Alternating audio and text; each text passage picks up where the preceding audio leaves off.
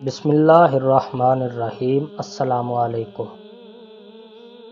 آپ کی بیوی آپ سے بس اتنا چاہتی ہے کہ اگر وہ بیمار ہے تو آپ پیشانی پر ہاتھ رکھ کر پوچھ لو کہ کیا ہوا میری زندگی کو۔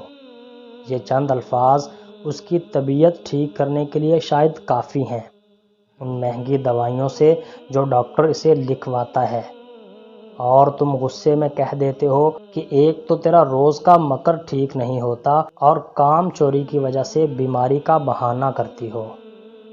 اور کیا چاہتی ہے وہ؟ بس یہی کہ جب سارا دن گرمی میں کچن میں خوار ہو کر وہ آپ کے سامنے کھانا رکھ لیتی ہے اور آپ کھا کر کہیں کہ واہ مزہ آ گیا، اور وہ خوش ہو کر کہے گی لیجئے اور لیجئے۔ وہ اگر چاہتی ہے کہ بازار میں اپنے لیے شاپنگ کرتے ہوئے آپ کے لیے ایک سوٹ یا جوتا پسند کرے اور آپ کہیں کہ کیا بہترین انتخاب ہے آپ کا، تو کیا یہ بہت بڑی مانگ ہے؟ بتائیے نا۔ اگر وہ غصے میں ہے اور تم اس کی بات سن لو گے اور اس کو گلے لگا کر اسے دلاسا دو گے تو کیا اس سے آپ کی مردانگی پر فرق پڑے گا؟ کیا ہمیشہ وہ غلط ہوتی ہے اور تم ٹھیک ہوتے ہو؟ کیا بڑا پن نہیں دکھا سکتے کہ اس کا ماتھا چوم کر کہو میں غلط ہوں میری جان، بس ناراضگی ختم کرو نا۔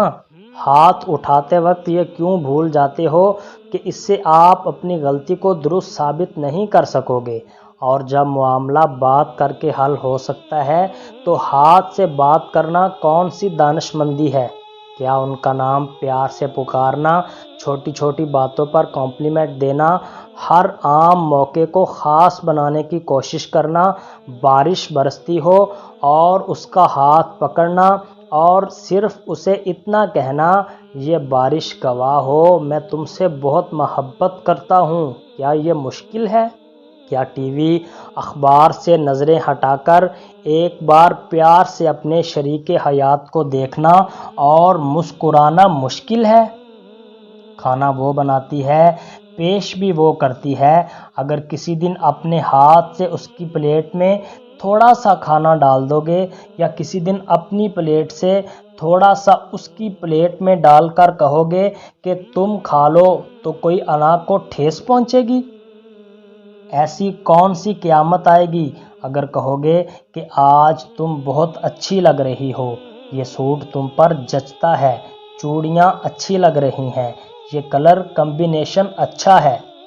کتنا آسان ہے ایک عورت کا دل جیتنا، اور کتنا مشکل بنایا ہے ہماری لاپرواہی نے، ہمارے جھوٹے غرور نے، مردانگی نے، انا نے۔